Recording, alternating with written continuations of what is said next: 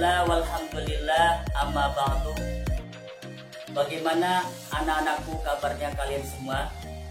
Semoga kita semua dalam keadaan sehat walafiat, ilmu kita selalu bermanfaat dan menjadi pribadi yang bermartabat. Amin ya rabbal alamin. Baiklah anak-anakku sekalian semua, khusus kelas 8 Madrasah Sanawiyah Al-Jariyah, kita mengawali proses pembelajaran ini dengan pembacaan basmalah. Bismillahirrahmanirrahim. Anak-anakku, sekarang kita memasuki materi bab yang pertama, yaitu tentang perubahan keruangan dan interaksi antar ruang di Indonesia dan negara-negara ASEAN. Anak-anakku, setiap negara di ASEAN mempunyai kelebihan, kekurangan, bahkan keunggulan masing-masing negara. Dan adanya interaksi antar ruang ini bertujuan untuk memenuhi kebutuhan setiap negara dengan bekerja sama antar hubungan negara tingkat regional. Anak-anakku sekalian, bagaimana, masih ingat apa yang dimaksud dengan hubungan regional? Hubungan regional yaitu kerjasama yang dilakukan oleh negara-negara yang berada di kawasan tertentu yang biasanya berdekatan, seperti negara Indonesia, Singapura, Filipina, Malaysia, Thailand, Brunei Darussalam, Myanmar, Kamboja, Vietnam, dan Laos. Masih hafal anak-anakku? Baik.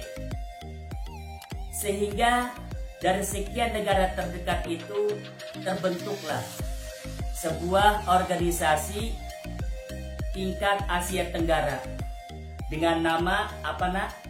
ASEAN, yaitu suatu perserikatan antar bangsa negara kawasan Asia Tenggara.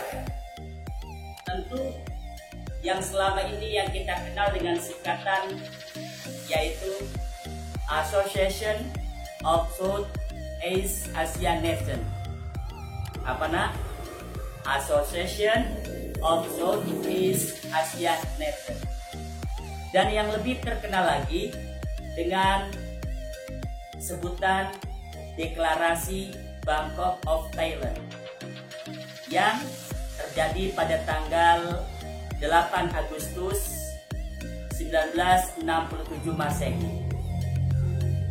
Anak-anakku sekalian, ASEAN ini dibentuk bertujuan yang pertama adalah satu, mempercepat pertumbuhan ekonomi, sosial, budaya, serta memajukan perdamaian, stabilitas keamanan, politik, teknologi, serta memperkuat perdagangan internasional untuk mengkolaborasi, memanfaatkan sistem pertanian, industri, serta memfasilitasi sarana fasilitas yang menunjang. Tentu anak-anakku, ini semua untuk proses pembangunan dan perubahan pada setiap negara kawasan Asia Tenggara atau ASEAN. Kemudian berikutnya anak-anakku sekalian, ada prinsip-prinsip kenapa terbentuknya ASEAN. Yang pertama, saling menghormati kemerdekaan, kedaulatan, dan integritas, serta identitas nasional pada masing-masing anggota negara ASEAN itu sendiri.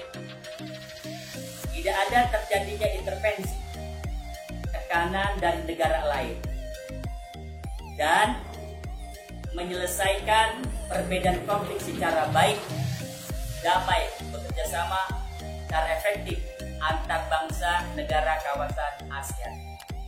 Anak-anakku, kemudian setelah kita memahami sejarah ASEAN serta prinsipnya serta tujuan terbentuknya ASEAN, maka yang kedua kita nanti berikutnya akan membahas tentang kondisi geografis wilayah Indonesia. Itu ada pada halaman 4, 5, dan 6. Nanti akan Bapak lanjutkan materi berikutnya, yaitu tentang letak geografisnya, luasnya, serta hidrologi keadaan perairan Indonesia. Mungkin hanya itu yang Bapak sampaikan. Mudah-mudahan anak-anakku dapat memahami dengan baik